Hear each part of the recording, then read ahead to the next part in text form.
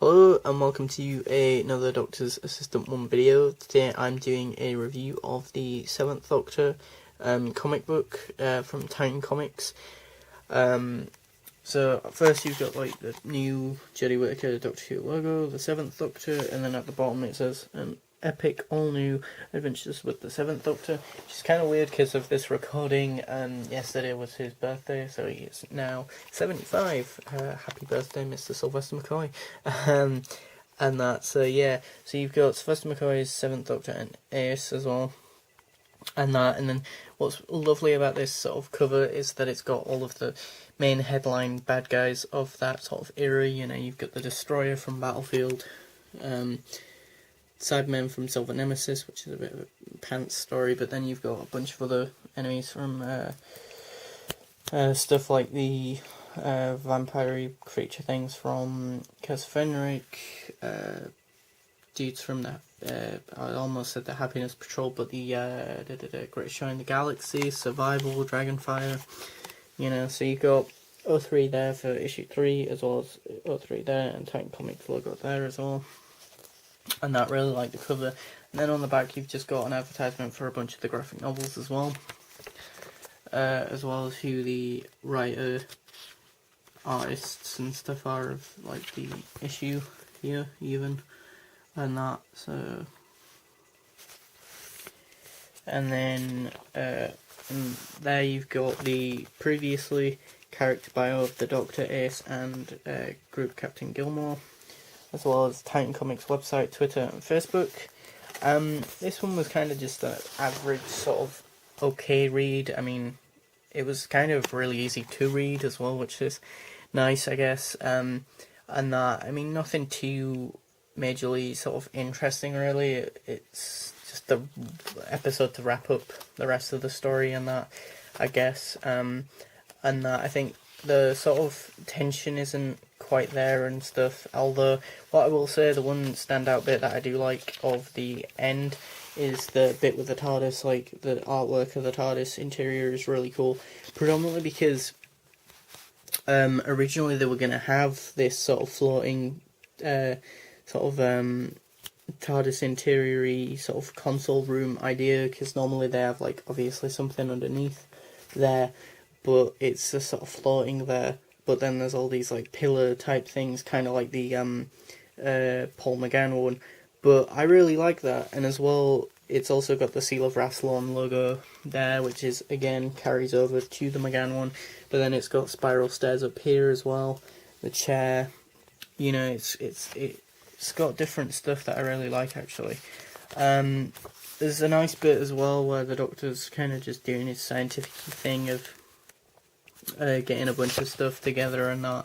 There is some really nice sort of big, for lack of a better term, wide shot sort of panels of stuff, but there's nothing too sort of interesting really. I mean, there's some nice bits where one of the dudes is shooting some bad guys, I guess, and that, and I guess there is a little bit of tension here where there's Group Captain Gilmore's trying to chase down one of the bad guys, but overall, it was okay. It was a fun read, and that it's nothing. It is nothing extravagant, and it's nothing that'll sort of knock your socks off, really, as it were. But it's a decent conclusion. It's not the worst conclusion to a Doctor Who story ever. But then I could easily see myself quickly reading all 3 of these parts, to issue 1, 2, and 3. Over again, and then doing an overview maybe. Although, to be fair, in you guys' defence as a viewer, you've probably heard me say that half a dozen times even in all of my reviews of comic books, of the Doctor Who comics, so, and I never get around to doing that, so, but yeah, I was under the assumption that this was a 5-part miniseries, but it's actually maybe just a 3-part miniseries, I don't know.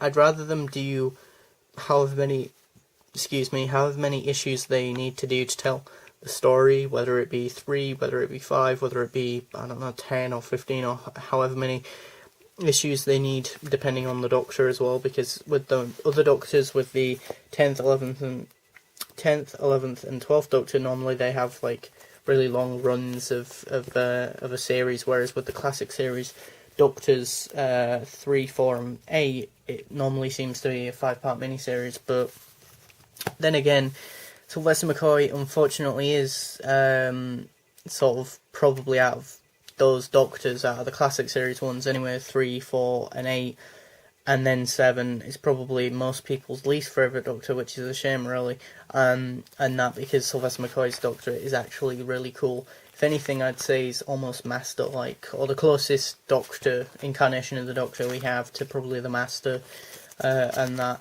There is some really nice artwork here like that, and that, you know, I'm not knocking the artwork, it's just the story is just a bit, I don't know, it's not bad, it just isn't, again, groundbreaking, and that, I don't know. Maybe if I read the other two and then read this one, I'll have a different opinion, maybe, I don't know.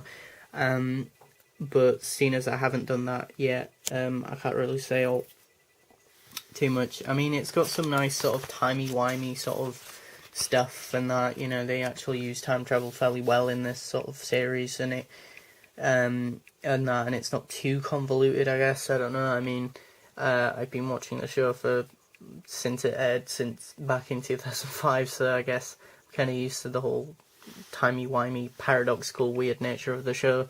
But yeah, I think if you're a big enough fan of the Seventh Doctor, then obviously it's a must-have. Otherwise, maybe it could be a miss, I'm not sure, but that's totally up to you, so, you know.